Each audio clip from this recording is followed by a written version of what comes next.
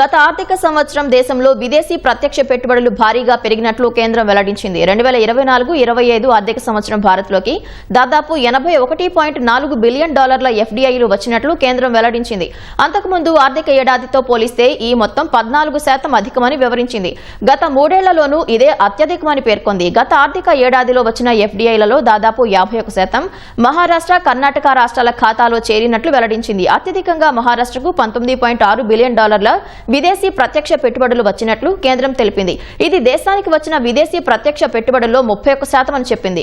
తర్వాత $6.62 బిలియన్ కర్ణాటక రెండో స్థానంలో ఉన్నట్లు వెల్లడించింది. తర్వాత $6 బిలియన్ ఢిల్లీ మూడో స్థానంలో ఉంటే గుజరాత్ కు $5.71 బిలియన్, హర్యానా 3.14, తెలంగాణ $3 బిలియన్ ఎఫ్డీఐలు వచ్చినట్లు కేంద్రం తెలిపింది.